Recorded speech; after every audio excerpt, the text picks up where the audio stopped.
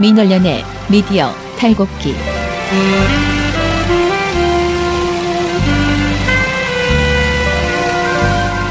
민원련의 미디어 탈곡기 153화 시작하겠습니다. 예, 안녕하세요. 저는 민원련의 김원경 사무처장이고요. 미디어 탈곡기의 이장입니다. 네, 저는 부녀회장 배나은 활동가입니다. 네, 청년회장 이봉 활동가입니다. 안녕하세요. 민원련 김원경 처장입니다. 미디어 탈곡기 잘 듣고 계시죠? 미디어 탈곡기를 응원하는 방법 무려 4가지가 있습니다. 다운로드하기, 구독하기, 댓글 달기, 그리고 하트 누르기인데요. 다운로드와 댓글 달기는 모든 곳에서 됩니다. 댓글 많이 달아주시면 저희가 늘 답변 드리겠습니다. 팟빵에서는 구독, 파티에서는 즐겨찾기를 해주시면 되고요. 하트는 팟빵과 파티에 모두 있으니까 매일매일 꼭꼭 눌러주세요. 꼭이요.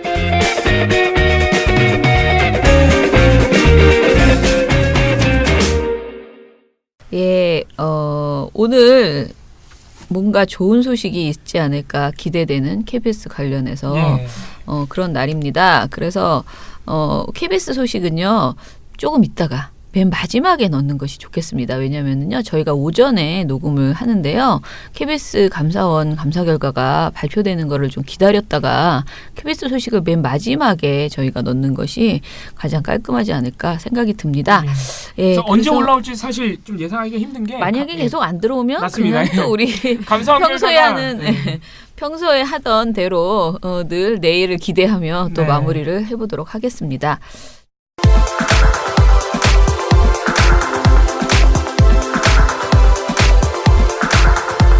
자, 그러면은 오늘 먼저 미디어 스크랩부터 시작해 볼까요? 네. 네, 오늘 미디어 스크랩은 하나인데요. 아, 근데 그 하나가 네, 아주 센 겁니다. 네. 기자협회 불쌍하더라. 아, 예. 아, 그런 마음 가지시면 안 돼요. 아, 일단 내용 들어보세요. 짠하더라. 기자협회보에 올라온 그 소식입니다. TV조선 메인 앵커 전원책 변호사가 전격 교체될 예정이라고. 아, 까임. 이분이 제가 영입- 알기로 얼마 안 됐습니다. 영입 5개월 만입니다. 아. 네, 지금 다음 달 8일까지만 그 종합 뉴스를 진행할 걸로 얘기가 됐다고 하네요. 저는 일단 거기까지만 듣고 배나은 활동가의 소감과 어떤 기대. 누가 예상. 와도 누가 와도 이것보다 발음이 좋지 않을까. 그렇지. 네, 왜냐하면 이렇게 전원체 그 앵커님이 이렇게 말씀을 하실 때 약간 이렇게 하는 게 있으세요. 발음이 세죠. 네네. 그리고 네, 그래서 세. 스크립트하고 좀 다른 말을 되게 돌발적으로 자주 맞아요. 하셔서 네. 신경이 쓰였는데 그 부분은 제가 좀 편해지지 않을까. 또 다음 분이 누구냐에 따라서 저는 뭐 차명진 씨 예상했는데 아, 노노. 그런 험난한 길을 가고자 합니까? 아, 저라면 차명진 씨로 바뀌면은 보직 변경을 심각하게 고민해 보겠습니다. 다음 사람, 그러니까 지금 보니까 다음 사람으로 TV조선이 누굴 점 찍는지는 아직 알려지지 않았지만 그래요? 후속 앵커는 이름이 잘 알려진 인물 누구지? 이라고 얘기를 하고 있거든요. 그러면 사실 우리 머릿속에 떠오르는 사람들 몇몇이 있잖아요. 네. 그래서 이분들은 가지는 않았으면 좋겠다. 예. 네, 그런 마음도 좀 있습니다. 전원책 가장 충격적인 배현진 아나운서. 저희끼리 뭐 많은 이름 지금 깔까요, 그냥? 뭐. 저희끼리 후보를 하마핑에 올리고 있는데 MBC 배현진 아나운서, MBC 최대현 아나운서, MBC 김세희 기자, MBN에서 지금 네. 주말 뉴스하고 계시죠. 확실한 최일구 애국 방송으로 앵커. TV조선이 거듭나기 위한 최일구 뼈를 앵커는 이제 애국 방송이라서 저희가 말씀드린 건 아니고 최일구 앵커가 잠시 TV조선에 몸담은 적이 있습니다. 네. 예, 잠시 뭐 예능처럼. 약간 예능 뉴스처럼 해가지고 B급 뉴스 해서 예. 했었죠. 예. 그랬었기 때문에 또 가능성이 있지 않느냐 그런데 아무튼 여러 가지 뭐 여러 사람들이 떠오르기는 합니다. 뭐 차명진 씨도 뭐 하려면 할 수 있죠. 예. 하지만 그래도 또 전원책에 오늘 이 사람 있거나 제가 언제나 열독하고 있기 때문에 아쉬운 마음이 좀 또 있습니다. 아 근데 조심하셔야 돼요. 다음 사람이 진짜로 애국 방송 쪽에서 오면 오늘은 이 사람이 아니라 진짜 오늘 하루가 날아갈 수가 있습니다. 진짜. 잠깐 궁금한 게 그러면 전원책 기자가 되는 거예요? 그러니까 어떻게 되는 거예요, 그 사람? 그거에 대한 설명은 아직 없어서 이분이 그냥 뭐 현장 회사를 취재를 막 하시고 어디 출입처에 나가시는 건지 그렇게 안 하실 거예요. 뭐 자존심이 눈설위원처럼 있어서. 막 뭐 이렇게 뭐 그런 것만 하시는 건지. 아니 신입 기자가 무슨 논소리를? 그러니까 사실 이건 TV 조선이 5개월 됐는데. TV조선이 일단 첫 번째로는 굉장한 영입 실패이면서 두 번째는 개망신이에요, 사실. 엄청 망신이죠. 방송사가 야심차게 외부 인사를 진짜 기자 경력이랑은 눈꼽만큼도 없는 외부 인사를 전격적으로 기자로 채용을 하더니 기자 채용하자마자 앵커로 사실 엄청난 승진이죠. 초고속 승진인데 5개월 만에 그걸 포기했다. 네, 지금 23일 기준 종합뉴스 그 시청률이 1.6%래요. 근데 이게 그 어떤 종편 그 뉴스보다 낮은 채널A 그 뉴스A보다도 낮은. 아, 진짜. 근데 놀랍게도 전원체 앵커로 바뀐 5개월 내내 그랬어요.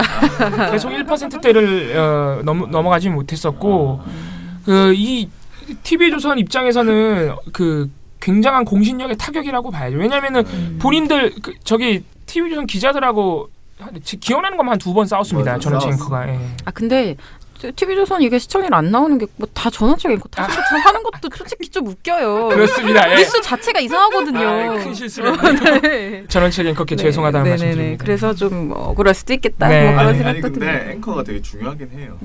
발음이 일단 맞아요. 발음 이런 게 잘 들려야 돼요. 예. 그래서 뭐 더 놀리지 않겠습니다. 네, 놀리는 게 아니라 저는 놀렸습니다. 이렇게 해서 어쨌든 본인의 자리로 돌아가시게 된다는. 또 본인한테 어울리는 자리 다른 자리에서 뵙게 되기를 기대하겠습니다. 네. 네.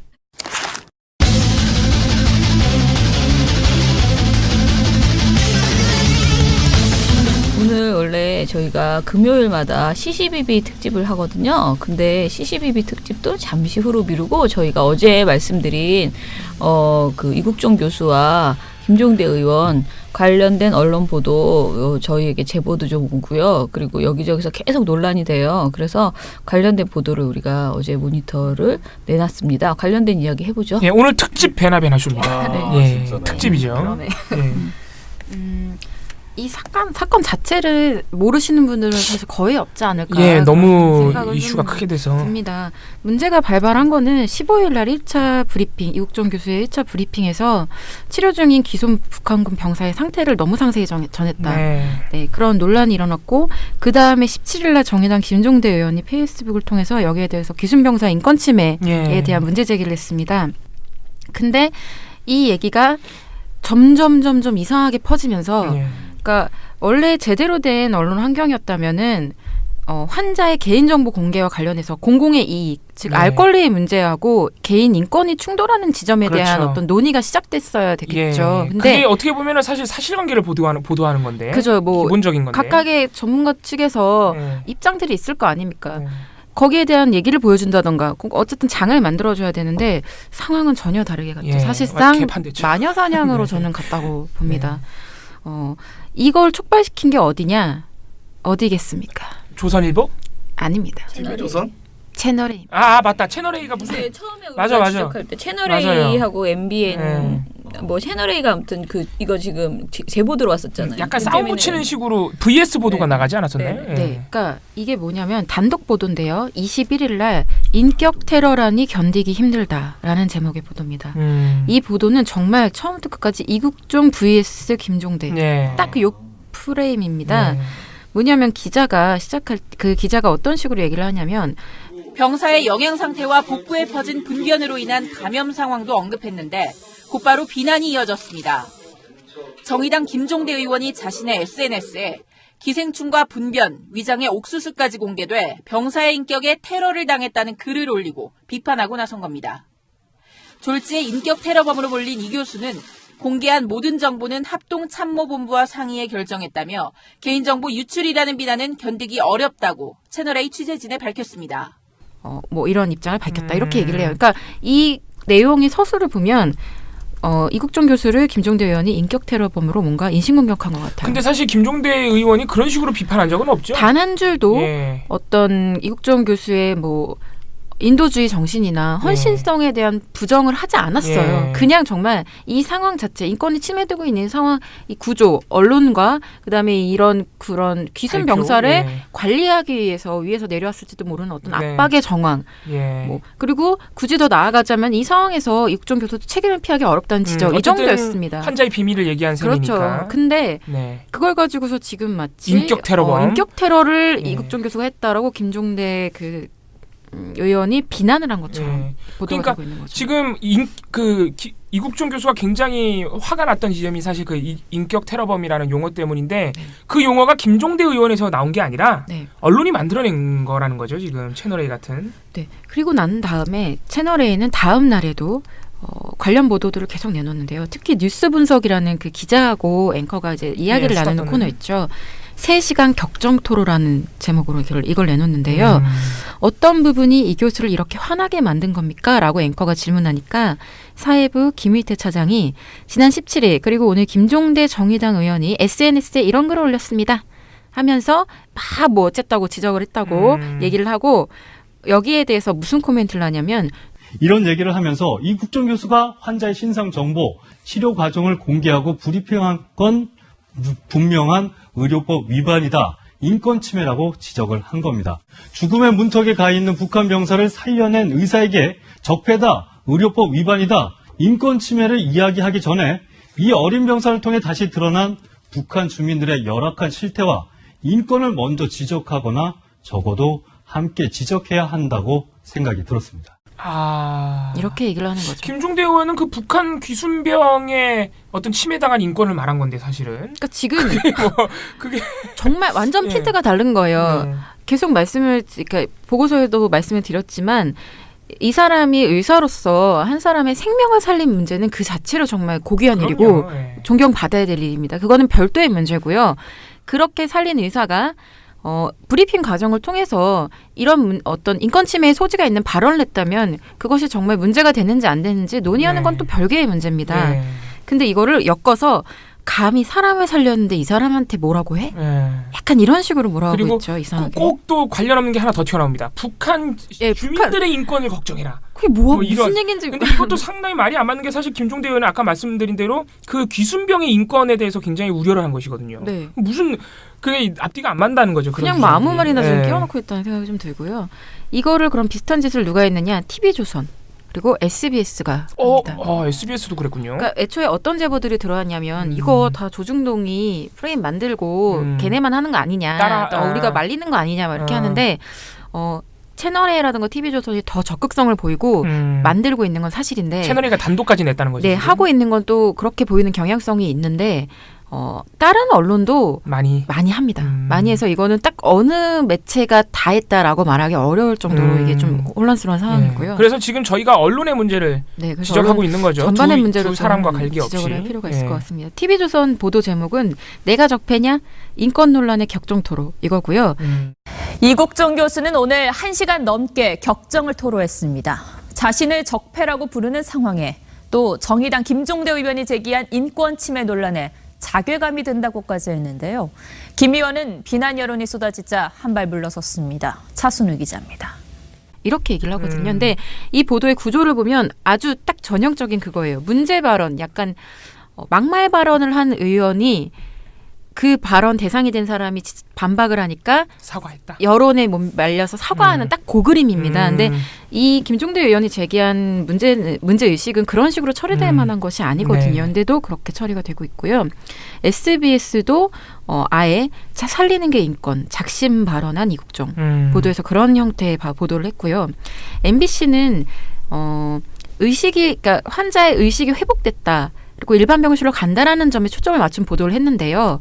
다만 보도 말미에 또 역시 이국종 교수와 김종대 의원 그 논란을 두 사람 간의 싸움 정도로 처리를 하는 그런 보도를 내놨습니다. 근데 근본적인 의문이 드는 거죠. 그럼 이국종 교수가 김종대 의원을 특정해서 분노를 과연 표출한 것인가? 라는 질문이 드는데 여기에 대해서 JTBC가 인터뷰를 하죠. 22일 날 내놓은 화상 인터뷰를 했습니다. 인터뷰인데요. 이국종 우리 국민 피 1만 2,000cc 돌아 살았다라는 그 보도인데 여기에서 손석희 앵커가 처음에는 김종대 의원 얘기를 안 합니다. 이런 인권 침해 논란에 대해서 얘기를 하다가 나중에 후반부에 약간 되게 조심스럽게 질문을 하는데요.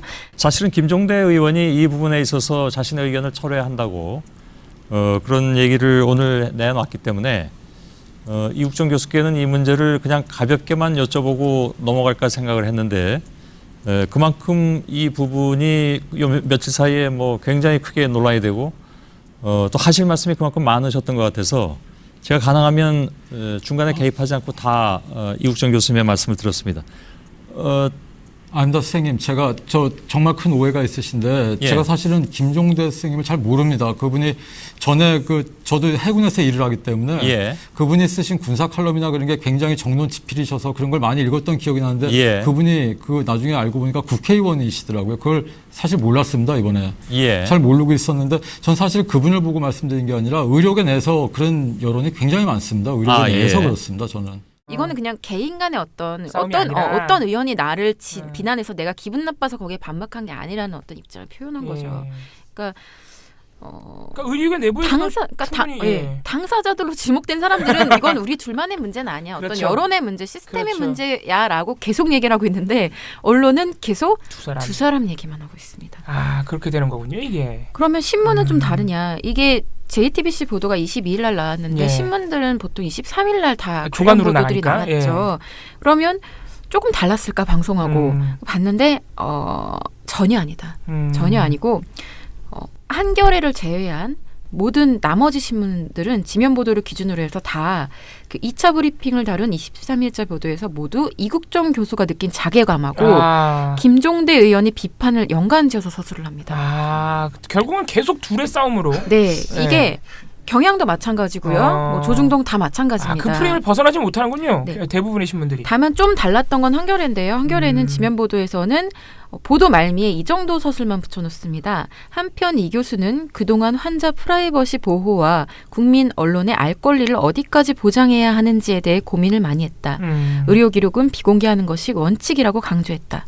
딱 여기까지만 얘기합니다. 예. 김종대 의원에 대한 얘기는 없고요. 얘기가 아예 안 나오는군요. 그럼 네, 그 없고요. 그래서 그게 본질이 아니니까요. 정말 말 그대로 알 권리와 인권 그렇죠. 프라이버시의 어떤 경계선의 문제인 거잖아요. 예.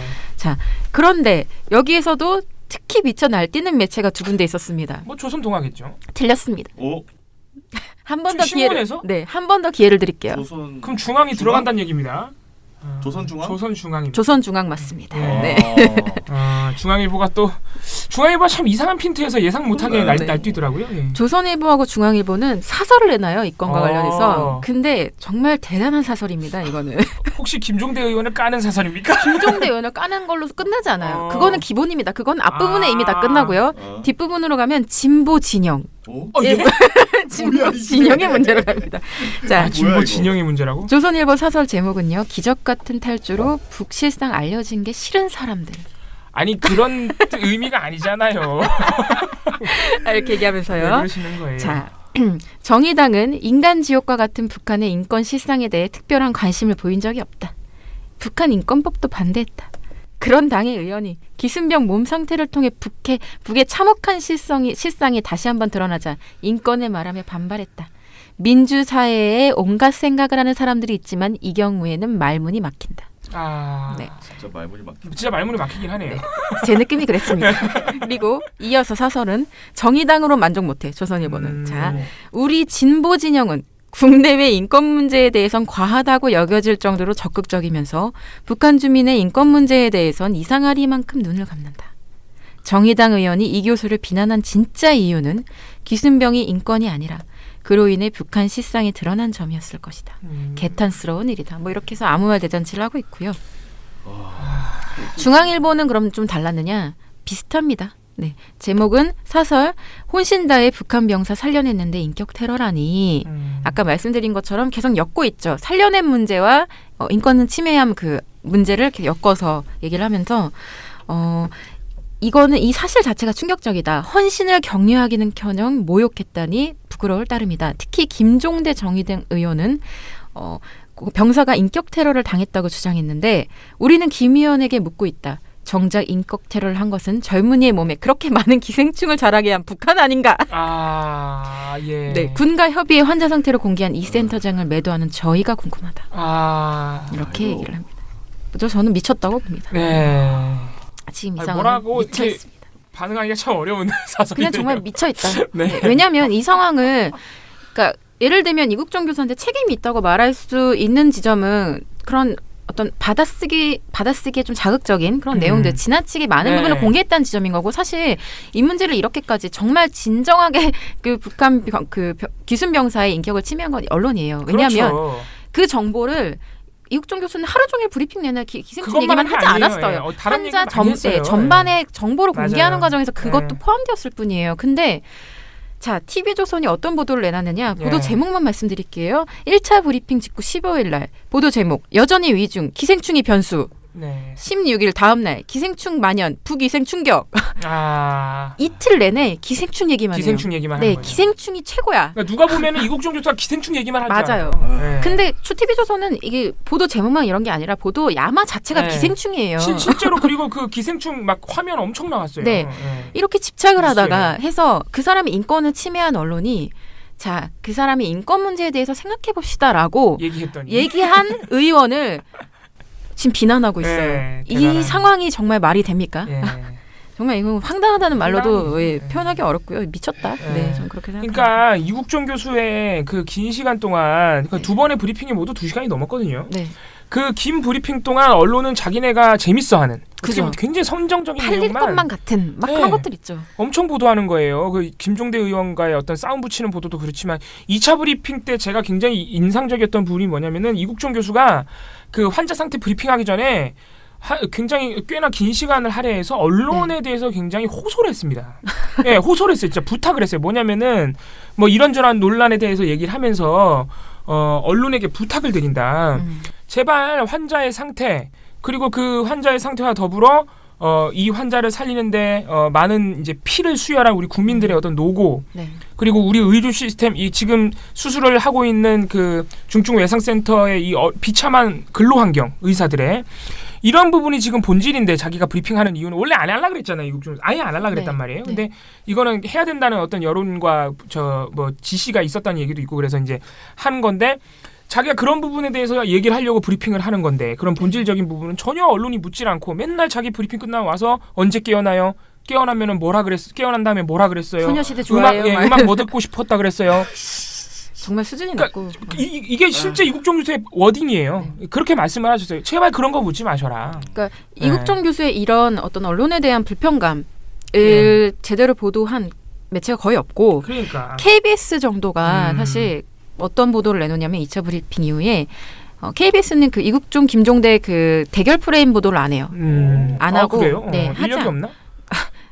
그렇게까지 말하긴 그렇고 저는 뭐 어쨌든 제대로 하는 경향, 그러니까 네. 잘했다기보다는 나쁜 짓을 크게 하지 않았다라는 네. 표현이 좋은데 이 2차 브리핑 이후 보도에서도 이 교수는 추측성 언론 보도와 정치권 등의 논란에 불편한 신경을 드러냈습니다라고만 얘기를 합니다. 와, 그럼 다른 매체는 그 정도도 안 알려준다는 얘기네. 이국종 교수의 그날 브리핑의 핵심인데 그게.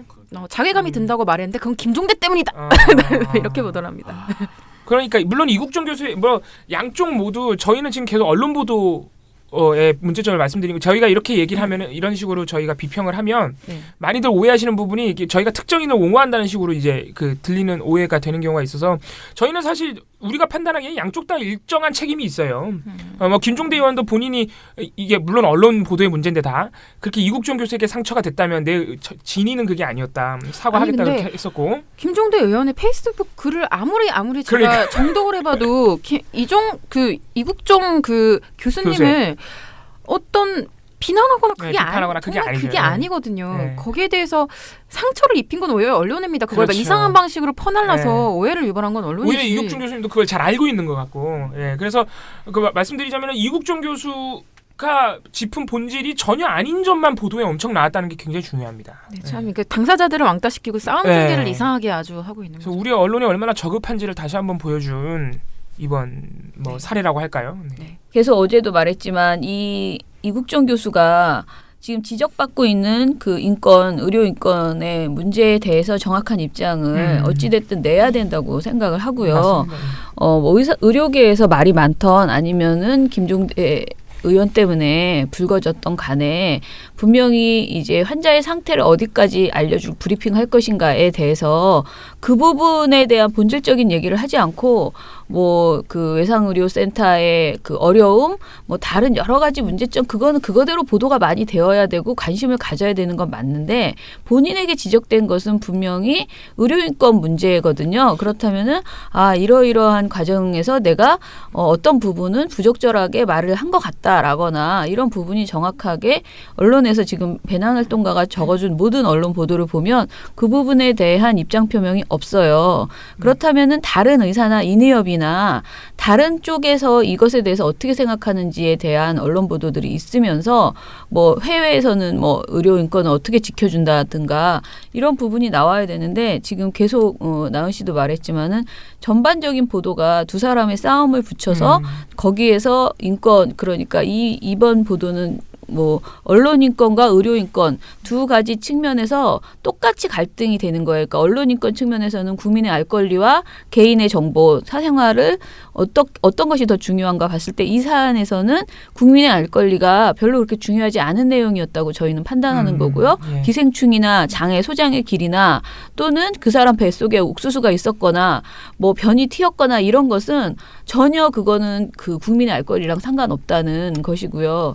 그런데 의료 인권 측면에서 봤을 때도 환자가 정말 어떤 상태인지를 브리핑하는 것까지는 괜찮지만은 그 과정에서 불필요하게 모욕감을 느낄 수 있는 내용들을 몸에 대한 이야기들을 굳이 그렇게 하는 것이 적절했는가? 이거는 개인의 프라이버시이고 분명히 의료 정보인데 그렇게까지 할 필요가 있었는가? 이 부분에 대해서 좀 정확하게 갈등의 사안이 뭔지를 정확하게 짚으면서 언론이 가야 되는데 그냥 자기네들의 그 책임감을 면피하기 위해서 언론 인권이라는 그 주제를 덮기 위해서 그냥 이국종과 김종대의 싸움으로 그냥 붙여버리는 이런 야비한 짓을 했다라는 점에서 굉장히 아쉬웠고요. 그래서 김종대 의원이 여론으로부터의 어떤 몰매를 조금 맞으면서 굳이 억지로 사과할 필요 없고 저는 이 문제에 대해서 이건 이국종 교수를 지적하는 것이 아니다. 어떤 사안이 발생했을 때 사람에 대한 정보를 이렇게까지 오픈하는 것이 맞는가에 대해서 문제 제기하는 방식으로 다시 한번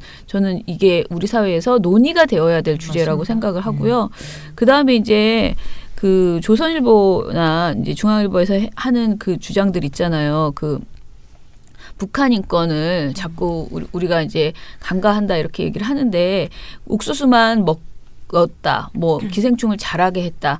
그 모든 것들이 사실은 우리가 뭐 남북 대화도 중단시키고 그리고 지원도 하지 않고 최소한의 인권을 보호하기 위한 정말 생명을 보호하기 위한 그런 그 남북 그 교류도 지금 정부가 그동안 못했고 그리고 못하게 조중동이 엄청나게 막았잖아요. 네. 그걸 하면 다 북한에서 미사일 개발한다고 우기고 압박과 제재를 말하는데 이상한 사람들이에요, 진짜. 계속 그래놓고 정말 북한 인권을 걱정하는 사람이라면은 최소한의 그들이 살아갈 수 있게 하는 뭐 의료 지원이라든가 식량 지원 이런 것들은 할 수 있게 얘기를 하는 그런 태도를 보이면서 저런 구라를 쳐야 되지 않을까. 너무나 우스꽝스럽다. 그런 생각이 뭐 듭니다. 그리고 그런 걸 핑계로 해서 뭐 정의당이 북한 인권을 이야기하지 않았다 그랬는데 그것도 거짓말이죠. 북한 인권은요. 북한에 사는 사람의 인권만 말하는 것이 아니고 그 남한에 내려온 탈북민들 그리고 이렇게 내려와서 있는 이 분도 북한 인권이에요. 근데 그럼요. 이분에 대한 그 이야기를 하는 것은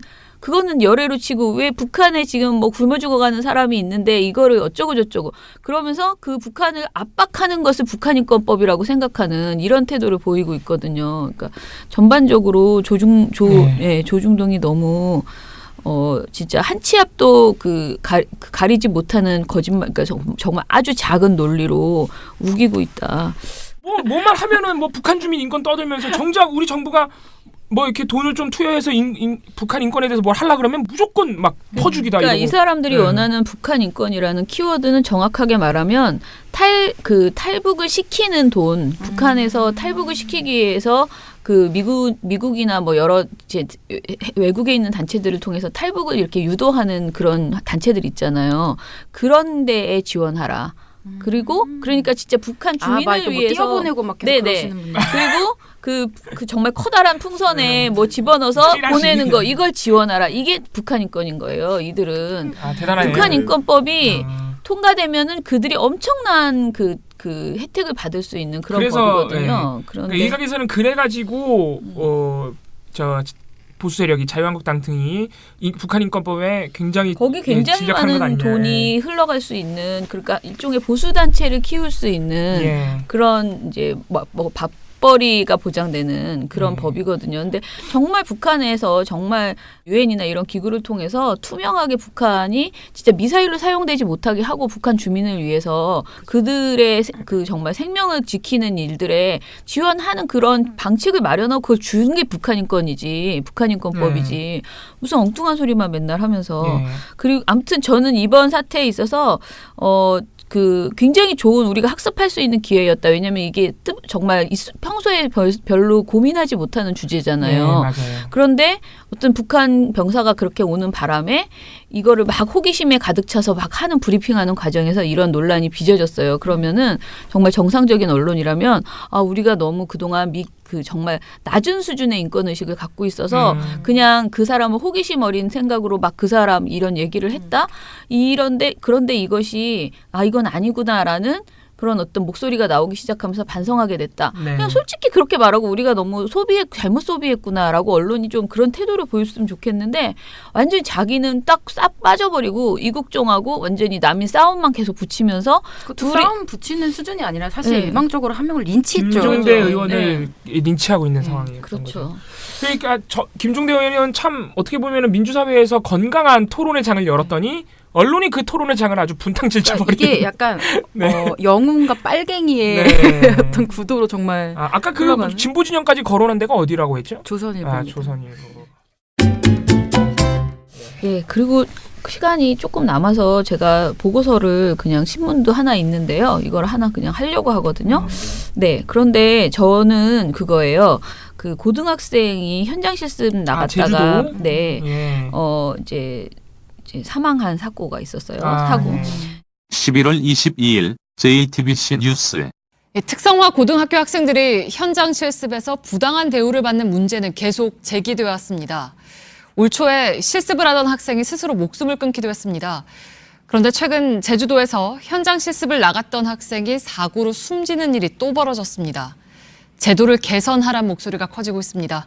이제 일단은 제주에서 특성화고 졸업반 학생이었는데요. 이 친구가 생수 제조업체 공장에서 현장 실습을 하다가 제품 적재기에 눌리는 사고를 당해서 열흘 만에 사망을 했어요. 근데 이제 사고 당시에 당연히 이제 안전관리 책임지는 직원 없었고 이군이 그동안에 굉장히 오랫동안 야근을 하고 힘들게 일을 했다는 것들이 지금 밝혀지고 있습니다. 그래서 이게 단순 사고가 아니다. 그리고 취업률에만 급급했던 특성화고 체제가 다시 한번 정비가 필요하다라는 목소리가 막 나오고 있었어요. 그런데 이 관련된 제가 보도를 보기 전에 제가 이제 시민사회단체 연대회의라고 저희 민원연도 연대회의 소속 단체고 이제 저도 운영위원인데 거기에서 사실은 그 전에 이제 이런 요구를 이걸 연명하자라는 얘기가 나왔는데 특성화고 마이스터고 산업체 파견 현장 실습 폐지를 요구합니다라는 서명을 해달라고 연판장 같은 게 막 돌았어요. 근데 이걸 보면서 지금 현재 현장 실습이 정말 심각한 문제가 있다. 청소년들에게 굉장히 큰 인권 침해다라고 하면서 이들을 현장 실습 보내는 그 제도 자체를 없애는 그런 법을 만들자, 못 가게 하자라는 그런 이제 게 나왔어요. 근데 이때 이게 저한테 온 게 20일이었거든요. 근데 이 학생이 죽은 게 20일이었어요. 그러니까 이 요구는 실습 폐지 입법 청원을 하자는 요구는 한 달 전부터 기획돼서 막 진행되고 있었는데 사실 저도 이것을 무관심하고 해달라고 하는데 민원연에서 이런 것까지 할 필요가 있을까 이러면서 좀 지나가는 와중에 또 한 명의 학생이 죽은 거예요. 이게 이번이 처음이 아니라 그러죠. 굉장히 여러 명의 학생들이 그동안 죽었고요. 그동안 매년 저한테 보내왔던 그 입법 청원에서는 지난 1월에 LG U+ 고객센터에 현장 실습을 나간 특성화고 재학생이 사망하는 사건이 발생했었다. 그러면서 이 친구의 고강도 감정 노동과 실적 압박 이런 것들 그래서 이 친구는 스스로 목숨을 끊었거든요. 근데 이런 내용들을 쭉 하면서 직업계 학생들이 현장 실습이라는 이름으로 한 학기 동안 산업체에 나가서 일을 하고 이 과정에서 엄청난 고강도 노동을 하고 인격 모독을 당하고 그게 성적으로 연결되고 이게 또 취업하고 연결되기 때문에 사실 우리들도 직장 생활하면서 겪는 고통이 있으면 이거 견디기가 힘든데 그 어린 학생들이 정말 이루 말할 수 없는 어려움을 겪는 거예요. 이런 친구들을 데려갔을 때는 사실은 교육적 측면에서 접근해서 교육의 일환으로 이 친구들을 일을 가르치는 개념으로 해야 되는데 부려먹는 거죠. 거의 대부분의 기업이. 근데 이런 상황을 가지고 이건 교육의 효과가 없다. 그리고 이 친구들에게 거의 죽음으로 내모는 길이다. 그래서 이것을 폐지하자라는 목소리가 있었습니다. 그런데 이런 상황에서 또 하나의 사건이 이제 발생을 한 거죠. 그런데 이 사건이 있었던 20일 이후 그리고 24일까지 보도가 어땠는지 볼게요. 어처구니가 없습니다. 한겨레가 12건을 보도했거든요. 네. 그리고 경향신문이 2건, 한국일보가 5건을 보도했어요. 자, 조중동은 몇 건을 보도했을까요? 4일 동안. 이걸 안 했을 것 같진 않고. 그러니까 안 한 곳이 있어요? 말 안 해주신다. 있습니다. 지금 처형님께서 가려셔가지고 못 보고 있어요. 제가. 여태까지는 계속 봤단 말이야? 그럼요. 이거 뭐예요? 이거 언경쇼인가요? 그럼 지금. 이거 어떻게 이거 안 한? 중앙일보 보도 안 했다. 저도 중앙일보 갑니다. 안 했다. 자, 지금 조중동 몇 건 했는지 맞추라고 하시는 거죠? 합쳐서 그러면 합쳐서 조선일보는 2건 봅니다. 셋이 합쳐서 2건 봅니다. 얼마만 있는데? 저도 그럼 셋이 합쳐서 전 셋이 합쳐서 한 건. 조선 중앙 한 건씩 했고 동아 안 했다. 저는 셋이 합쳐서 괜히 흥분해. 이거 뭐 경리장입니까? 알겠습니다.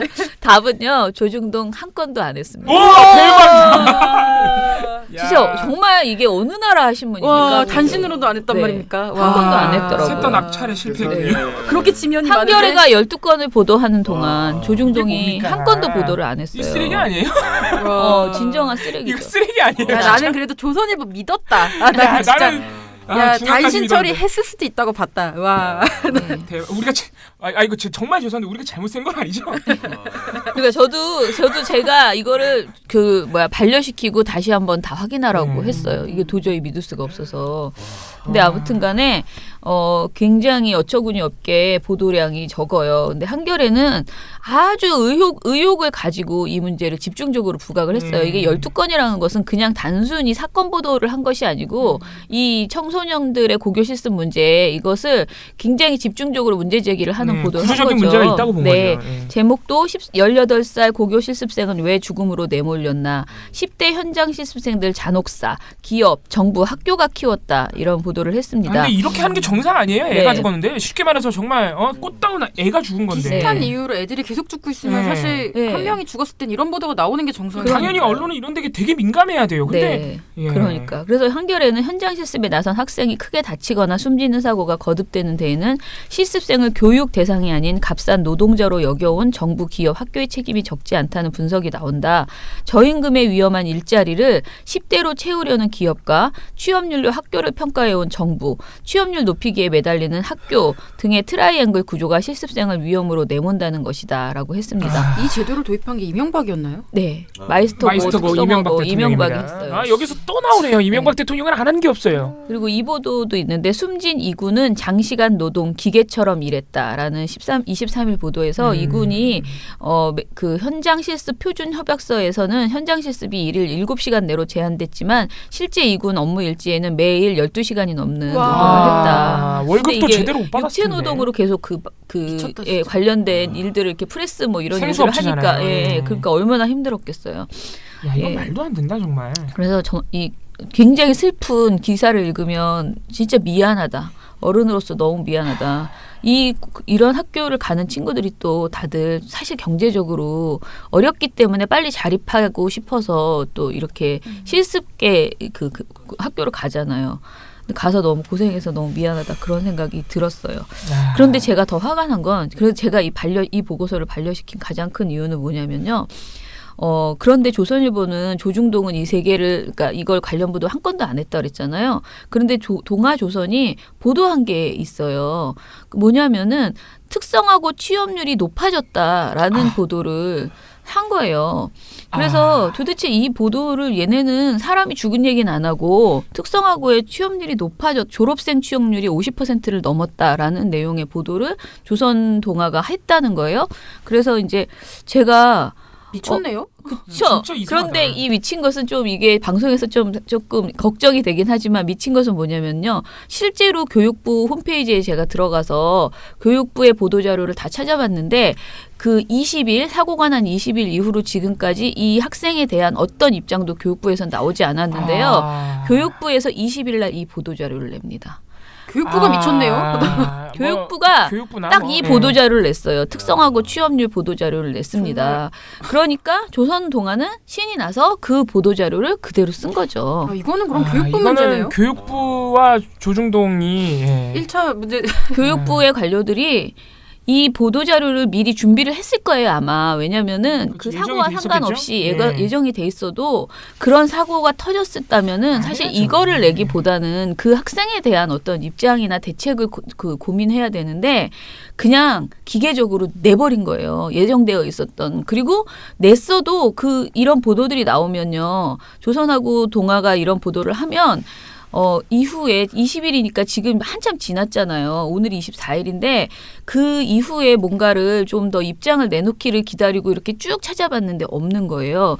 그래서 굉장히 울컥하는 우리가 아직 정부만 바뀌었지 이 뭐랄까 일을 하는 이 태도와 이런 것들이 너무 변하지 않았다. 지금 공무원의 요직들 적폐청산이 안 된 상황이라서.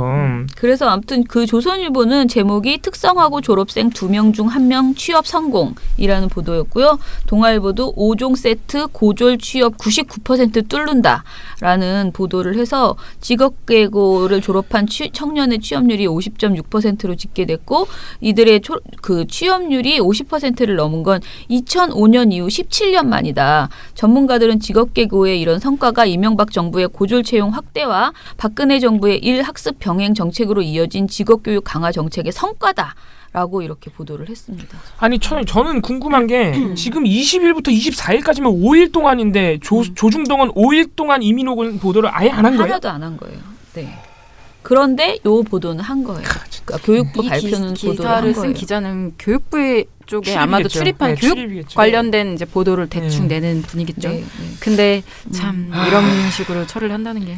네. 그리고 뭐 동아일보에서는 열린 시선이라는 외부 필진 수원 정보과학고 교장 그 글을 실어서 특성화고와 마이스터고의 취업률은 2009년 16.7%에서 2016년 47.2%를 상승했고 대학 진학자를 제외한 취업률은 72%에 달하고 이는 대졸자 취업률인 67%보다 높다라고 강조를 했습니다. 그런데 이게 이 모든 그 두 개의 보도에서 나온 것은 취업의 질은 얘기하지 않는 거죠. 그렇죠. 네. 무슨 일을 하는지 상관없다 이거예요. 그냥 취업률만 얘기를 하는 거죠. 그런데 한국일보는 사설에서 뭐라고 하냐면요. 반복되는 현장 실습생 참변 언제까지 방치할 것인가라는 제목에서 사설에서 교육부는 얼마 전 직업계고 졸업생 취업률이 2000년 이후 50%를 넘었다고 했다. 이게 그 20일 날 나온 보도자료죠. 한국일보는 이렇게 껴서 그러니까 함께 보도를 하는군요. 사건하고. 그러나 특성화고 졸업생 중 고용보험에 가입한 일자리에 취업한 비율은 2012년 79.6%에서 2015년 58.8%로 떨어졌으니 이들에게 제공된 일의 질은 더 떨어진 셈이다. 야, 이게 핵심이네요. 네, 되게 좋은 지적을 했어요. 취업률이 올라간 게 중요한 게 아니고 질이 떨어지 심지어는 고용보험도 안 해주는 회사의 대부분이 절반이 글로 간다는 거죠. 고용보험 안 해줄 정도의 회사면 정말 불보도 뻔한 거죠. 네, 정말 그러니까 젊은이들이 안전한 곳에서 적정한 대우를 받을 때 더 열심히 일할 수 있다라면서 이제 이런 제도는 문제다라고 이렇게. 진짜 조중동은 반성해야 돼. 이건 반성의 수준이 아니라 없어져야 됩니다. 진짜 대박이다 이거. 없애야 됩니다. 경향신문도 사설에서 교육부는 그제 직업계 고교의 취업률이 17년 만에 50%를 넘었다고 발표하기도 했다. 그러다 보니 특성화고는 학생들을 취업에 유리한 현장 실습으로 내몰고 산업체들은 현장 실습생들을 노동 착취 대상으로 삼는 행태가 근절되지 않고 있다. 이군 추모 촛불 집회에서 나온 특성화고 학생들의 외침대로 현장 실습생이 일하는 기계, 노예, 부속품이 되어서는 안 된다고 호소했다. 뭐 이렇게 얘기를 했습니다. 자, 그래서 참 조중동이 참 나쁘다. 좋다. 그런데 참 교육부도 답답하다. 어이가 없다라는 생각이 콜라보네. 들고요. 적폐들의 콜라보네. 네. 우리가 아까 제가 말씀드린 인터넷에서 그냥 치시면요. 실습생 뭐 서명 이런 거 하면 입법 청원하는 것들도 있고 해요. 그러니까 여러분들이 관심 갖고 그 뭐 내가 고교 실습생하고 내가 무슨 상관이야. 내가 고교생을 자녀를 둔 게 아닌데 이렇게 생각하실 수도 있는데요. 사실 우리 그 교육은 항상 돌고 돌아서 저희에게 옵니다. 그래서 이 청소년들이 진짜 그 청소년답게 교육받으면서 일할 수 있게 진짜 실습을 나가야지 이렇게 사람이 죽을 정도의 이런 그 지옥에 보내지 말자 이런 이야기를 거듭 드립니다.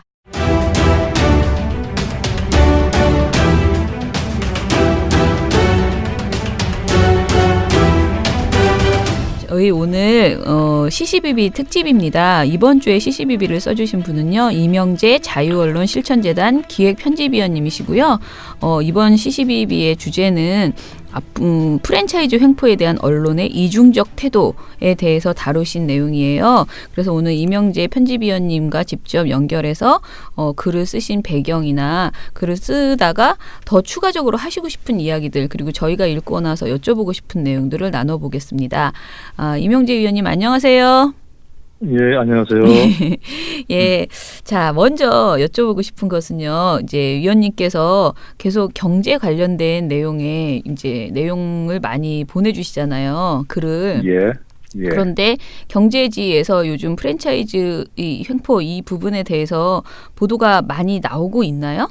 최근만이 아니라 이제 계속 꾸준하게 그런 보도가 그 사건이 터지면 계속 보도가 됐죠. 예. 경제지금 일반 종합지금 막론하고. 네, 예.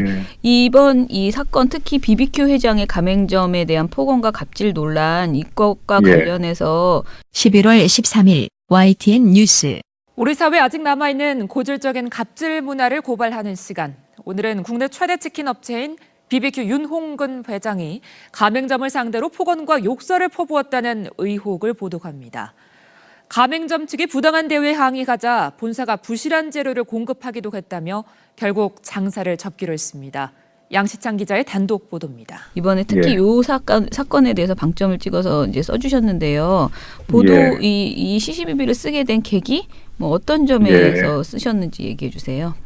예, 그 두 가지 사건이 이제 겹쳐서 여기 주목을 하게 됐는데요. 지금 말씀하신 것처럼 그 BBQ 회장이죠. 네. 가맹점주에 대해서 이렇게 폭언하고 이런 가지 갑질 횡포했던 것이 상당히 논란이 됐었죠. 네. 바로 비슷한 시기에 공정거래위원회에서 이제 이런 프랜차이즈 업체의 불공정 행위를 단속할 수 있는 이제 그런 권한이 공정위의 전속 고발권인데. 그 전속 고발권을 스스로 포기하겠다. 11월 12일 JTBC 뉴스. 대형 유통업체의 갑질 계속해서 반복되고 있지만 근절되지 않고 있습니다. 공정거래위원회가 이 같은 나쁜 관행을 없애기 위해 유통 분야에서 독점해온 전속 고발권을 폐지하기로 했습니다. 이에 따라 앞으로 대형 유통업체 등의 부당한 갑질 피해를 입은 사람을 비롯해 누구나 수사당국에 고발할 수 있게 됩니다. 그러니까 누구든 불공정 행위를 고발할 수 있게 하겠다. 그런 의미입니다. 그 두 가지 사건이 겹쳤는데 경제지를 비롯해서 그 많은 신분들이 보도하는 태도, 그 프랜차이즈 회장의 갑질에 대해서는 상당히 이렇게 뭐 질타를 하면서, 하지만 또 그런 그 문제들을 그런 문제들을 좀 개선하기 위해서 공정위가 내놓은 정책에 대해서는 또 거기에 대해 비판적으로 상당히 비판적으로 그렇게 접근을 했다는 것이죠. 이런 점이 이중적이다. 앞뒤가 안 맞다. 그런 점은 좀 지적을 하고 싶었습니다. 저는 이 사안을 잘 모니터를 안 해서 모르는데 프랜차이즈 아까 그 사안 자체에 대해서는 그래도 보도량도 많고 질타는 제대로 했어요? 예, 꽤 나왔죠. 뭐 포털에서 특히 많이 이제 아주 많이 검색이 됐죠. 아무래도 이제 국민들의 정서를 자극할 만한 주제다 보니까 갑질이 또 요즘 최고의 주제잖아요. 예, 선생님 그래서 그 집중해서 이제 시시비비에서 주요 사안이 주요 이슈가 되고 있는 공정위의 전속 고발건이 정확하게 어떤 내용인지 좀 설명이 필요할 것 같은데요. 예. 그러니까 이제 되게 이제 이것은 프랜차이즈라든가 유통업체에 해당이 많이 되는 것인데요. 아시다시피 이제 뭐 백화점의 이런 뭐 매장 입점업체들의 뭐 문제, 네. 협력업체, 네. 또 지금 말씀하신 것처럼 프랜차이즈의 가맹점과 본부 간의 관계, 네. 상당히 불공정 행위가 많지 않습니까? 네. 그런데 이제 불공정 행위를 당한 이런 가맹점들이라든가 이런 중소업체들이 공정위 공정에 신고를 하면은 네. 공정위가 관련되는 조사를 거쳐서 고발을 하게 됩니다. 네. 검찰을 비롯한 수사기관에. 네. 네. 그런데 이 고발을 공정위만 할 수 있게 되었어요. 네. 네. 그러니까 공정위가 고발할 의지가 없으면은 네. 아무리 문제가 있더라도 고발 자체가 안 되는 것이죠. 네. 그러니까 공정위의 권한이 그만큼 이 불공정 행위에 대해서는 막강하다는 것인데 사실 공정위가 그런 권한을 제대로 행사하면은 또 그것이 큰 문제가 안 되는데 지난 몇 년간의 통계를 보면은 최근 한 4년간인가요? 네. 전체 한 신고된 건수는 1,400건인데 이 중에 고발된 거는 불과 2건입니다. 그러니까 상당히 이제 유명무실한 제도가 되고 있는 것이죠. 공정위원장이 새로 바뀌고 최근에 이제 많이 새로운 의지를 보이고 있지 않습니까? 그래서 이것을 또 그동안 이제 많이 전속 고발권 폐지에 대해서 많은 요구가 있었고요. 그거를 이제 받아들여서 폐지를 하기로 이렇게 방침을 정한 것이죠. 근데 애초에 그러니까 이런 말씀 설명을 들으면 그거를 폐지할 게 아니라 그냥 공정위가 일을 잘하면 열심히 되잖아. 하면 안 돼요? 그러니까요. 폐지하라고요. 그렇죠. 근데 이제 공정위가 물론 잘한 것도 꽤 있지만은 우리나라의 모든 정부 부처가 사실 힘이 있는 대기업 또 자본 특히 이제 그런 권력과 자원을 많이 가진 측에 유리하게 일을 해왔지 않습니까? 그런 점에서 공정위조차도 사실 아주 자유롭다고 할 수가 없는 것이죠. 그래서 본인들이 가지고 있는 어떤 권한을 내려놓는 방향이 더 낫겠다고 그럼 공정위 스스로 판단을 했다고 봐야 되나요? 스스로 판단한 것도 있고요. 또 그동안 그런 많은 요구를 받아왔던 것이죠. 그거를 받아들였다고 봐야겠네요. 여론을. 그렇죠. 이거 사실 누가 보더라도 문제가 많은 것이죠. 전속 고발권이라고 하는 이 제도 자체가 특히 한국적인 현실에서는 그런 것이고요. 그런 점을 어떻게 보면 당연한 결정을 한 것입니다. 그러면 앞으로는 이제 민간인 그리고 다른 기업들 그리고 공정위 스스로도 여전히 고발을 할 수 있는 권한이 있긴 있는 것이죠? 물론이죠. 누구나 하는 거니까. 누구나 할 수 있게 열린 것이죠, 이제. 그렇죠. 그러니까 그렇게 생각하면 되죠. 경찰이나 검찰에 자기가 어떤 부당한 행위를 하면은 경찰과 검찰에 누구든 고발을 할 수 있지 않습니까? 그렇게 했다는 것이죠. 이제 유통업이나 이런 부분에 있어서 갑질의 횡포 이런 부분에 있어서도 이제 공정위에게만 신고할 수 있는 게 아니라 수사기관이 직접 할 수 있게 됐다는 것이군요. 그런데 보니까 이제 선생님께서 결국 지적해 주신 부분은 이거를 이 공정위의 이 결정을 보도하는 이제 언론들의 사실 문제인데 보니까 특히 경제지들은 굉장히 부정적이더라고요. 너무 서두르는 것이다. 뭐 대책이 없다.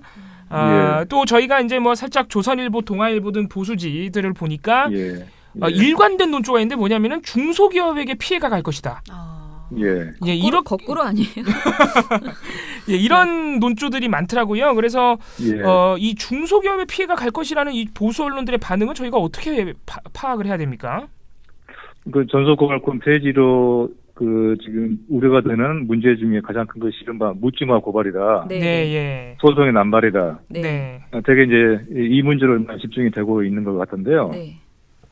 지금 말씀하신 것처럼 중소기업 걱정을 많이 하고 있는데 대기업에 비해서 중소기업들은 이런 법적인 대응을 할 수 있는 그런 여건이 매우 미비하다. 그런 점을 걱정하는 것이죠. 이게 이제 흔히 참 이제 이런 점도 참 이중적인데요. 우리나라 많은 그 경제지와 신문들이 사실 상당히 대기업과 중소기업이 있다고 하면은 대기업 중심적이지 않습니까? 정경련으로 대변되는 그렇죠.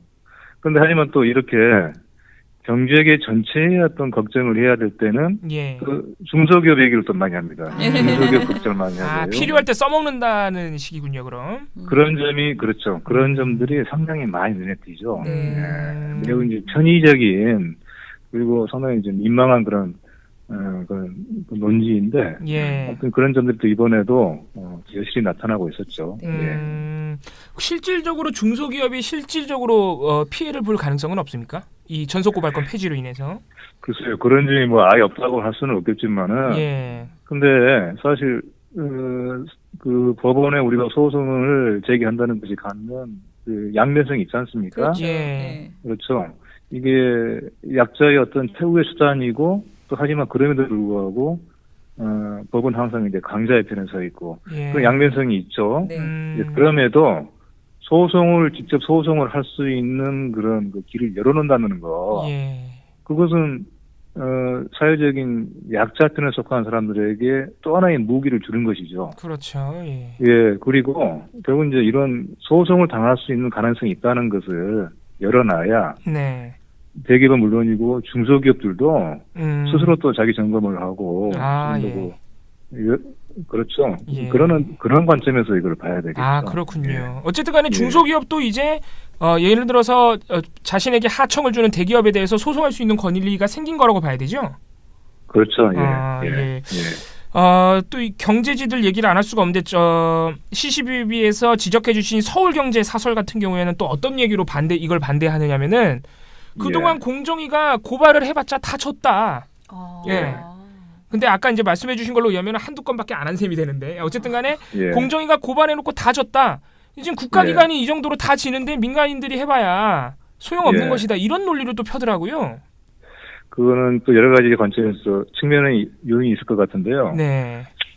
지금 이제 그 얘기하신 소송 공정위가 고발을 했지만 안 됐다 하는 것은 단지 이제 이 유통 분야에 불공정 행위만이 아니라 공정위가 이제 맡고 있는 또 다른 많은 부당한 거래 행위라든가 또 기업에 대한 과징금 매기기 그런 게 있지 않습니까?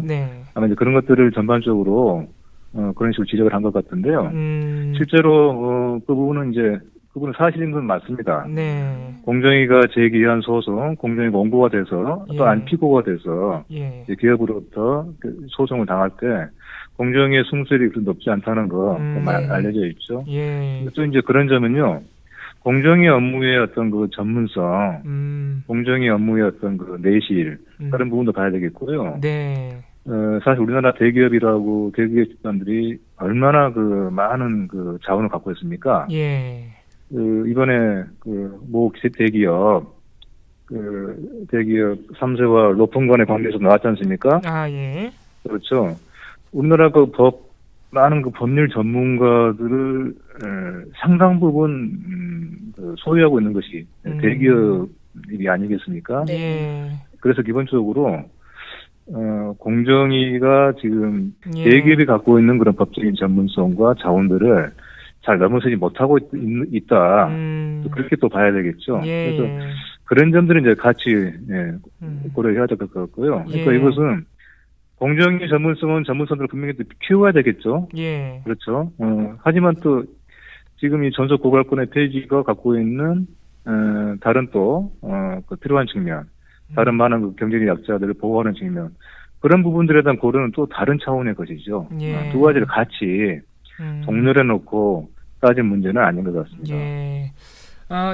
마지막으로 지금 그 글을 마무리하시면서 이 언론사들의 특히 경제지들의 이중적인 태도를 지적하시면서 마지막에 징벌적 손해배상제 등 다른 우리가 지금 공정위가 과제로 남겨놓고 있는 여러 제도들에 대해서 또 말씀을 해주셨어요. 그래서 앞으로 이런 그 프랜차이즈의 갑질은 물론이고 우리나라 이 기업 구조의 어떤 편향성, 기울어진 운동장 이런 부분을 시정하기 위해서 어떤 조치들이 필요한지 좀 설명을 해주시고 마무리하면 될 것 같습니다. 지금 말씀하신 것처럼 이제 징벌적 손해배상제, 또 집단 소송제가 있죠. 그렇죠. 집단 소송제는 어떤 건가요? 집단 소송제, 그러니까 이제 피해를 당한 소비자들이 여럿이 연대를 해서 소송을 하게 되면은. 승소를 하게 될 때 그것에 대한 보상을 다 같이 받는 것이죠. 아, 그렇군요. 그러니까 매우 이제 소송을 피해 소송을 간편하게 한 것이죠. 아, 그렇군요. 그런 점이 있고요. 또 이제 현에 이미 도입이 되어 있지만은 아까 말씀드린 것처럼 과징금을 매기더라도 상당히 이게 액수가 좀 낮은 편입니다. 아, 지금요? 그러니까 예. 새로운 제도를 신설한 것도 들어가고 이미 도입된 제도도 강화하는 게 들어가고 그렇게 좀 봐야겠고요. 근데 이제 제가 이제 오늘 주제가 이 칼럼이었으니까요. 여기에서 한 가지만 더 말씀드리면은 자, 이런 정부 차원의 각종 제도적인 정비 개선도 필요하지만은 이번에 이 사건을 통해서 보는 것처럼 어떤 합리적인 제도 정책을 도입하려고 하더라도 그것에 대해서 매우 불합리하게 억지 논리를 동원해서 그걸 막으려고 하는 이제 그런 특히 이제 경제를 중심으로 우리 언론의 문제 이것이 사실 또 다른 장애 요인인 것 같아요. 아, 그렇군요. 그래 이제 제가 얘기하고 싶은 것은 단지 뭐 친인 기업성이라든가 뭐 기업 편들기 이런 것이 아니라 좀 같은 얘기를 해도 앞뒤가 맞게 하라, 모순되지 않게 하라 그런 것이죠. 그 사건이 터지면은 이렇게 훈계를 하고 꾸중하다가도 막상 이제 그런 점들 개선하기 위해서 정책을 수립하면 제동을 건단 말이죠. 앞뒤가 안 맞는 것입니다. 그러니까 앞뒤가 안 맞는다는 점에서 또 일관성이 있는 것이죠. 그렇죠. 그렇군요. 하나만 더 덧붙이면요. 마침 이제 이 신문에 이런 사설도 말씀하셨는데, 어제 이제 수능 이제 끝났고 앞으로 이제 논술 시험을 이제 곧 보게 될 텐데요. 저도 이제 그 주변에 아이들한테 논술 대비를 어떻게 하면 좋느냐 이런 얘기들을 가끔 이제 질문을 받으면은 이제 신문 사설을 많이 얘기를 합니다. 그런데 사실 신문 사설이 논술 교재로 적합한지 여기에 대해서 좀 생각을 해볼 점이 있고요. 어떻게 보면은 저 사진도 사실 이제 얼마 전까지 신문에서 이제 그런 논술 사설을 썼지만 상당히 많은 사설들이 칼럼들이요. 이렇게 쓰면 된다가 아니라 이렇게 써서는 안 된다. 그런 어떤 반면 교사. 아, 그렇군요. 반면 교사로서의 어떤 순기능이 있죠. 어쨌든 간에 보고 배울 점은 있네요. 그래서 그런 생각들이 드는데 참 이게 좀 민망한 일이죠. 그래서 다시 말씀드리면 언론의 편향성, 방파성이 아니라 품질이 저하되는 것이 문제. 이런 점에서 상당히 좀 살펴볼 점이 좀 있겠다. 이게 뼈아픈 지적이네요. 이게 친기업 반기업을 떠나서 기사들의 질 자체가 너무 낮다 이런 말씀이시잖아요. 사실 앞뒤도 맞지 않고. 그렇죠. 이런 점에 대해서 특히 경제지 같은 경우에는 너무 이 감시의 사각지대에 놓여 있기 때문에 저희가 좀 더 이명재 선생님과 함께 좀 신경을 써야 할 것 같습니다. 저희가 앞으로도 경제 관련 내용이 있으면은 원고는 물론이고 인터뷰를 좀 부탁드리도록 하겠습니다. 알겠습니다. 오늘 말씀 감사합니다. 감사합니다. 감사합니다.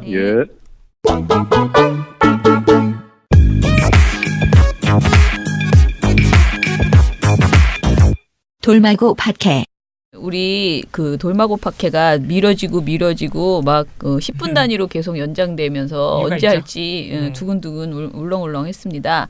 이유는 그동안 우리가 그렇게 요구해 오던 감사원의 KBS 이사에 대한 그 업무 추진비 비리 문제에 대한 전반적인 감사 결과가 오늘 나왔어요. 나오는데 이것이 아까 아침에는 오전 중에 나온다더니 그 다음에는 점심 먹고 나온다더니 그 다음엔 3시에 나온다더니 그리고 결국은 한 3시 반쯤에 나왔죠.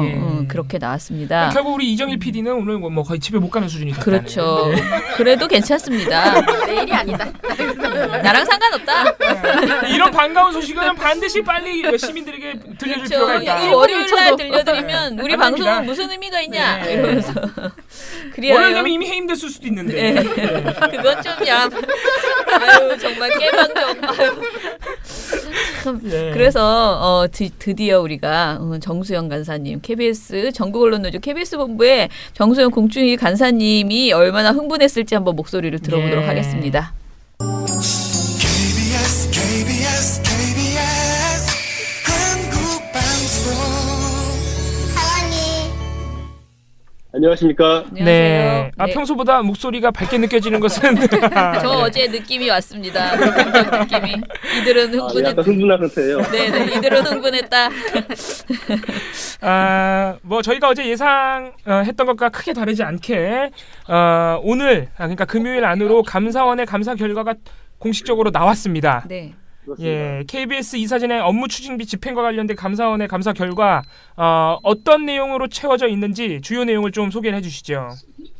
예, 가장 핵심적인 내용이 그 KBS 비리이사들이 사용한 그 업무 추진비의 비리 사실에 대한 판단이거든요. 예. 이걸 어떻게 감사원이 판단할 것인가. 다시 말해서 이사들에 대한 관리 감독 의무가 있는 방통위를 상대로 이제 감사원이 어떤 조치를 요구할 것인가. 네. 그것이 가장 핵심이었는데 예. 제가 그 문구를 읽어드리겠습니다. 네. 조치할 사항. 네. 방송통신위원회 위원장은 네. 업무 추진비를 사적 용도 등에 사용하거나 사적 사용으로 의심받을 수 있는 시간, 장소, 용도에 사용하고도 객관적인 증빙 자료 제출이나 소명을 하지 못해 회계 질서를 문란하게 한 한국방송공사 이사장 아무개와 이사 9명에 대해 그 조사 결과를 통보하오니 업무 추진비의 사적 사용 규모 등 비위의 경중을 고려하여 해임 건의 또는 이사 연임 추천 배제 등 적정한 인사 조치 방안을 마련하시기 바랍니다. 예. 이게 핵심입니다. 해임 건의가 나왔군요. 해임 건의가. 예, 해임 건의가 나왔습니다. 예. 그러니까 해임 건의를 하라는 겁니다. 예, 방송통신위원회 위원장이 대통령에게 해임 건의를 하라는 거죠? 그렇습니다. 예. 그러니까 이제 임명권자는 대통령입니다. 임명권자는 대통령이기 때문에 방통위가 직접 해고할 수는 없죠. 해임할 수는 없는데 예. 방송통신위원회가 감사원의 이 같은 그 조치 통보를 토대로 이 사람은 도저히 비위 사실이 너무 중요해서 해임을 할 수밖에 없다라는 판단을 내린 뒤에 그 사실을 의결을 하고 예. 의결을 하면 그 자체로 이제 해임과 거의 같은 효력이 발생하거나 비슷한 것이 예. 방통위가 대통령에게 해임을 제청해서 건의를 하면 예. 대통령이 이를 뭐 마다할 이유는 없다고 보거든요. 그렇죠. 유관기관이니까. 예. 그리고 그게, 방통위가 예. 감사원 통보를 어겨가면서 감사원이 분명히 해임 건의 등을 하라고 했는데 예. 이 감사원의 통보를 따르지 않는다는 것도 사실 상상하기 매우 어려운 일이거든요. 예.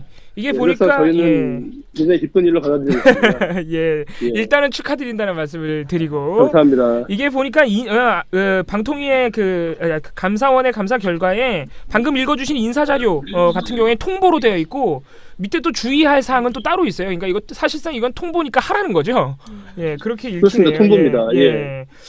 여기 보면은 이제 감사원 감사 보고서의 특성상 실명이 거론되지는 않았습니다. 실명이 거론되진 않고 한국방송공사 이사장 아무개와 이사 9명이라고 돼 있는데 저희가 뭐 이사진이야 특히 이제 이원일, 강규영 이사 등 이렇게 좀 X가 크고 황당한 곳에 사용하신 분들이야 저희가 그동안 얘기를 많이 나눴지만 여기 보니까 이사장이 거론됐어요. 그러니까 이사장에 대한 해임 건의까지 지금 들어간 거죠 지금?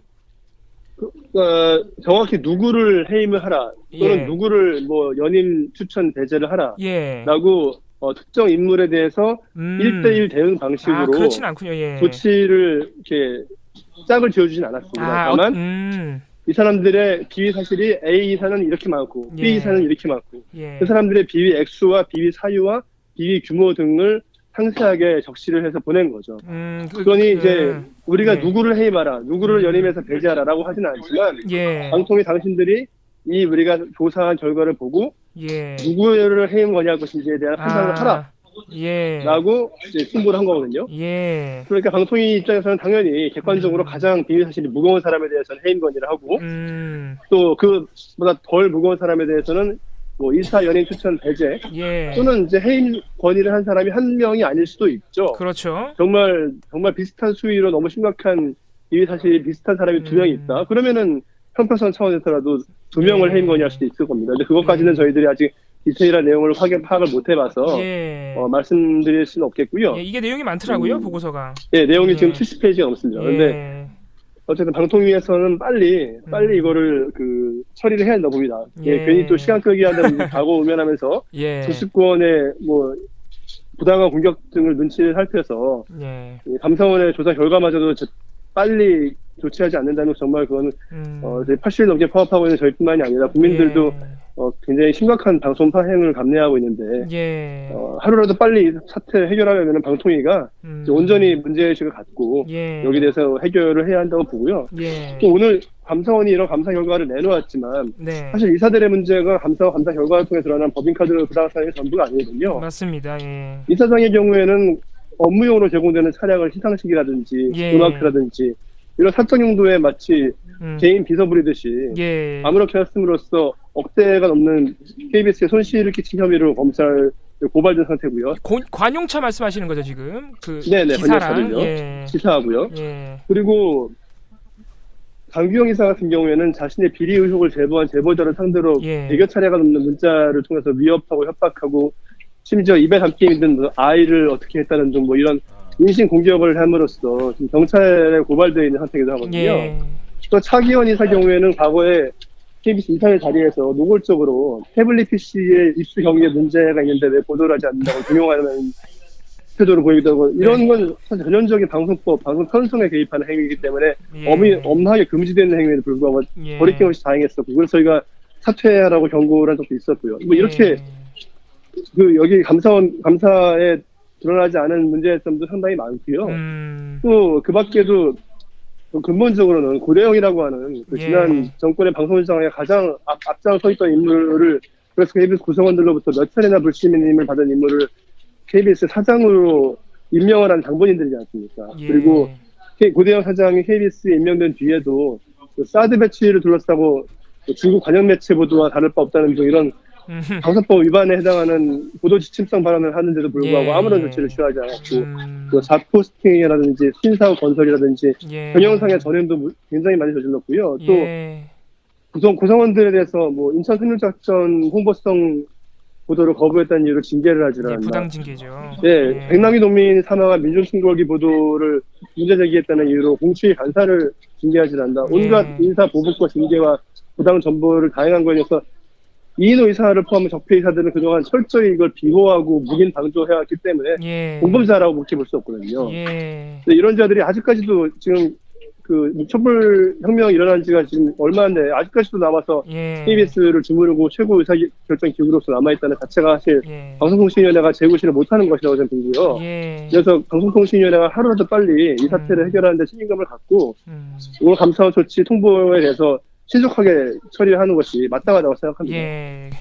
알겠습니다. 이게 방송통신위원회가 사실 촛불 시위와 관련이 없이 그동안 이사진이 방임했던 의무, KBS 고대영 사장 등 경영진의 어떤 부당노동 행위나 편집권 침해에 대해서 묵인 방조했던 그 책임을 방송통신위원회가 당연히 그걸 감시해야 되는 일들인데 그동안 하지 않았다는 말씀이셨습니다. 그래서 그렇습니다. 감사원의 결과 이게 이제 빠른 시일 내로 처리가 될 텐데 또 앞으로 다음 주에 진행되는 사항을 우리 정수영 기자님과 함께 나눠보도록 하고요.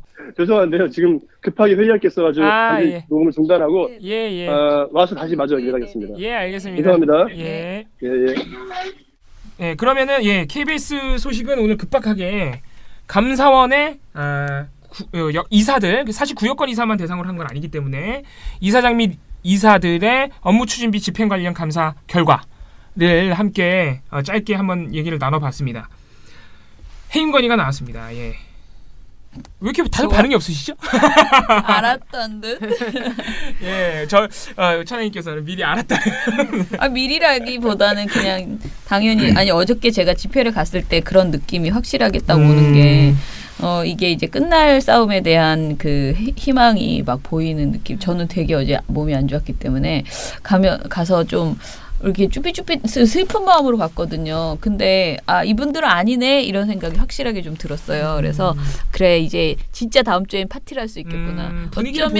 어쩌면 오늘 파티를 할지도 모르겠구나 이런 생각이 들었는데 오늘은 좀 이르고요. 오늘은 감사원이 결과만 냈을 뿐이지 이거를 방통위가 또 쥐고 앉아가지고 또 막 뭉개고 뭐 절차가 어쩌고 이러면서 또 애를 쓸 가능성이 있습니다. 그러니까 이제부터는 방통위를 압박하는 그동안 우리가 감사원 앞에 가서 1인 시위 하느라 바빴거든요. 근데 이제 또 방통위 앞으로 과천으로 출동해서 또 이제 다음 주 한 주를 착실하게 보내면 다음 주 주말 정말 불금은 우리가 진정한 파티를 할 수도 있지 않을까. 그러니까 이제 마지막 남은 걱정은 근데 사실 이제 걱정이 많이 줄어들긴 했지만 방통위가 시간을 끄느냐의 문제지 이 해임 건의가 나온 이상 네. 그래도 안 해 이럴 수는 이러기는 상당히 어렵습니다. 지금 그러니까 뭐 임기 끊을 때까지 이거 물고 있을 수는 없잖아요. 예, 이게 사실 말이 안 되는 일이기 때문에 사실 언제 해임되느냐의 문제로 이제 남은 것 같습니다. 그래서 참으로 다행히도 100일이 가기 전에 100일이 가기 전에 KBS의 정상화도 첫 발을 내디딜 수 있지 않을까 이런 가능성이 상당히 높아진 상황이네요. 네. 그래서 저희가 뭐 오늘 당장 이 소식을 더 말씀드리긴 좀 그렇고 다음 주부터 다시 진행 사항을 네. 그날 바로 전달해드리도록 하고 KBS 소식은 여기서 정리하고요. 네. 만나면 좋은 친구 MBC 문화방송.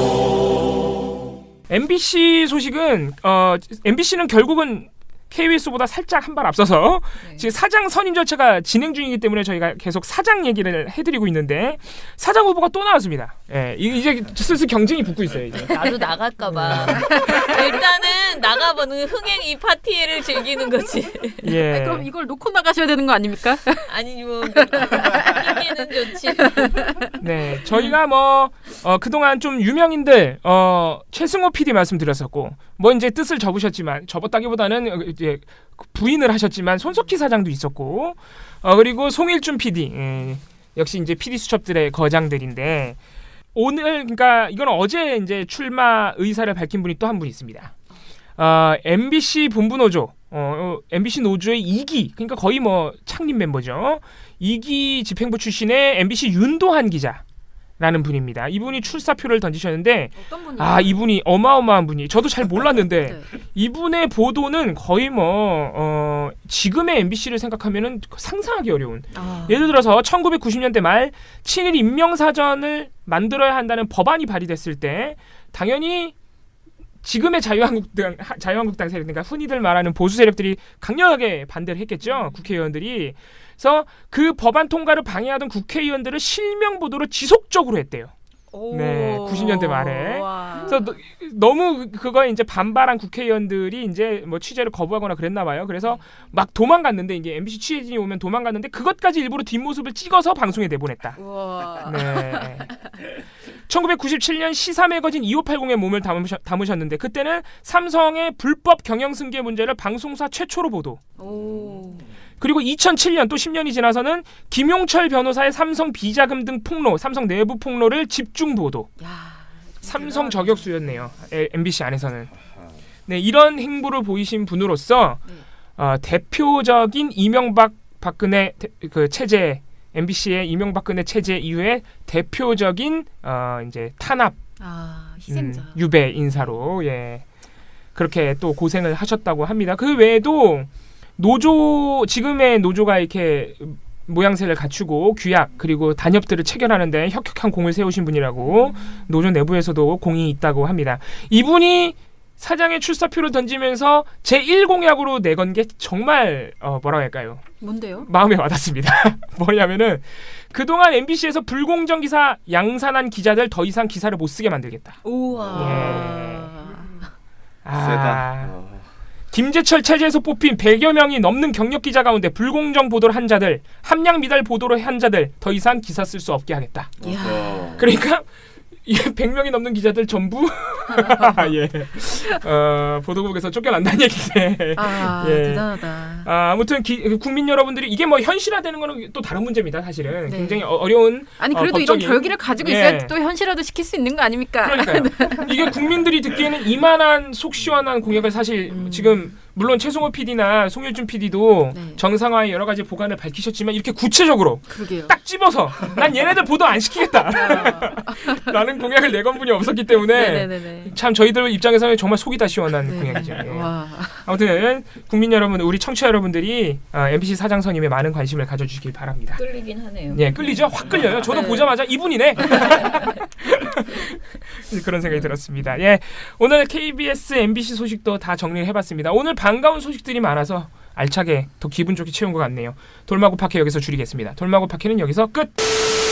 7, 6, 5, 4, 3, 2, 1. You'll never have the sacred stone. Oh, this you crazy mother. 민원연 대댓글 오늘 무슨 댓글들이 올라왔는지 한번 풀어봅시다. 네. 제가 먼저 가장 상단에 있는 TNO님의 댓글을 먼저 읽어드리겠습니다. 아주 재밌습니다. 부녀 회장님이 신나하시니 아주 흐뭇하다고 베나베나쇼에 대해서. 그리고 어제 베나 활동가가 관능적인 음악을 자기 코너 콜 때 틀어달라고 했더니 노래를 직접 추천해 주셨어요. 샘 브라운의 스탑이라는 노래를 직접 추천해 주셨습니다. 이거 한번 들어보죠. 근데 저희가 팟캐스트에 이런 노래들을 함부로 쓸 수가 없어요, 사실은. 예, 몇 초 이렇게까지만 써도 샘플로 한 15초인가 그 안으로만 쓸 수 있어서 아무튼 우리 이정일 PD가 판단하실 거라 생각하고요. 그리고 처장님에 대한 코멘트도 빼놓지 않으셨습니다. 제가 무서운 학생의 누나라고 했던 건 본인의 실제 선배가 떠올라서 그랬다. 그 미디어 오늘에 대해서 아쉬움을 얘기하실 때 이러이러하니 이러이러한데 왜 이러이러하게 생각하는지 이러한 이유로 나는 너무 반박하는 게 맞다고 생각한다. 이렇게 틈을 주지 않고 말씀하시는 게 특정한 선배 누나가 생각이 나가지고. 근데 제가 여기 댓글 달았지만은 제가 원래 그렇게 좀 딱 부러지지 않는다고 저는 생각하는데 이분의 글을 보고 저도 생각했거든요. 내가 학교 다닐 때 우리 서클 후배들한테 진짜 이렇게 했었다라는 생각이 들었어요. 왜냐하면 저희는 독서 동아리인데 독서 토론 동아리, 사회과학 책 읽는 그 동아리였는데 책 안 읽어오고 그리고 그야말로 독서 토론 때는 안 들어오고 술 먹을 때만 들어오는 후배들이 있어요.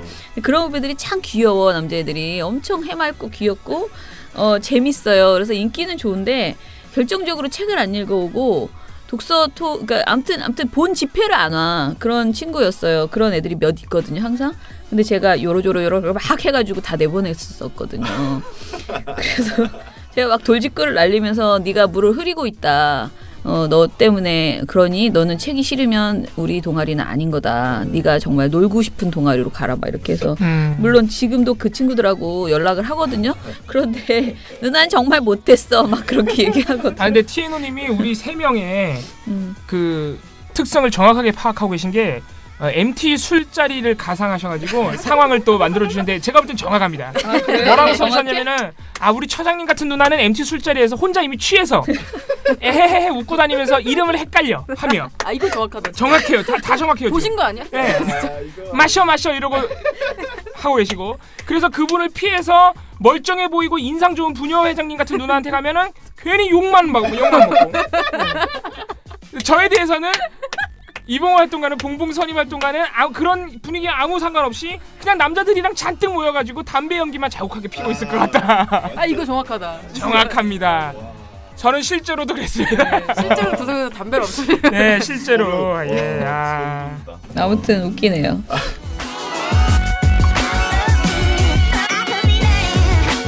미련곰탱님께서는 갑자기 우리 따님 수능 응시하느라 고생 많으셨다고 하는데 이 정도 되면 정말 광팬이에요. 최양님에 대한 광팬입니다. 저희 따님께서는 이미 수시에 합격했다는 이유로 수능을 거의 날라리로 보고 즐겁게 놀고 수능 전날 귀를 뚫는 아주 그래서 제가 수능 보러 갈 때 안아주려고 그랬더니 귀 아프니까 건드리지 말라고 휙 나가버리는 그런 짓을 했습니다. 그래서 이렇게 걱정해 주셔서 고맙지만 참 보람없는 짓이다. 말씀을 드리고요. 자, 또 민영곰탱님이 또 엉경쇼엔 동안 얼굴에 비해 연배가 있으니 나름 올드한 노래를 추천합니다.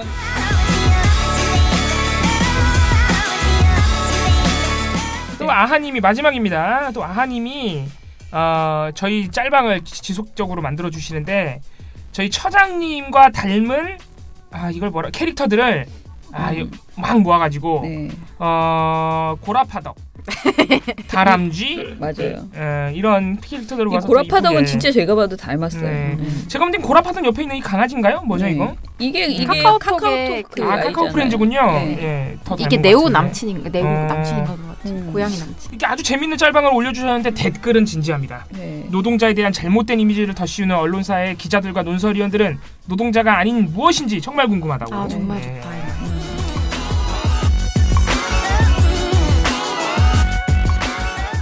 또 저희 사무처에 소중한 선물을 보내주신 분 얘기를 안 할 수 없을 것 같아요. 꾸치뽕차를 만드시는 그 농원에서 보내셨더라고요. 근데 이걸 어떻게 보내냐? 그 꾸치뽕차 하나가 엄청 비싸요. 근데 그거를 155개를 보내셨어요. 예, 저희 선물 보내주신 꽃집봉차 농정주 선생님께 대단히 감사의 말씀을 드리면서 저희 청취자 여러분들도 많이 드셨으면 좋겠어요. 예, 근데 이게 제가 저희 이제 부이사장님이랑 이거를 드리면서 차를 드리면서 맛있다고 얘기했더니 부이사장님이 이 차 팟캐스트에서 광고 많이 해라고 얘기를 하시더라고요. 그렇군요. 예, 저만 몰랐나 봅니다. 자, 여러분 혹시 꽃집봉차 드시고 싶으시면 기찬농원 기찬농원입니다. 만든 거 드세요. 예, 검색해서 드시기 바랍니다. 네, 감사합니다. 네, 그러면은 오늘 방송은 이것으로 마무리하고요. 오늘 굉장히 많은 얘기하고 좋은 내용도 많았던 것 같은데요. 제가 보기에 저는 이런 얘기 특히 이국종과 그 김종대 그의 싸움도 싸움이지만 저는 제가 오늘 방송한 그 청소년 이야기 이런 것들은 언론에서 굉장히 부각해야 되는데 제대로 못하고 있는 내용들 이런 거 알려드리는 게 좀 탈북기에서 더 좋은 것 같아요. 그러니까 너무 나쁜 사람들을 막 까대는 것보다 그런 내용이 좀 더 자주 나왔으면 좋겠다. 그런 생각이 드네요. 네. 예, 그러면 민원연 미디어 탈곡기는 월요일에 또 다른 특집을 가지고 찾아뵙겠습니다. 민원연의 미디어 탈곡기는 다음 주에도 열심히 털어드리겠습니다. 탈탈탈. 안녕.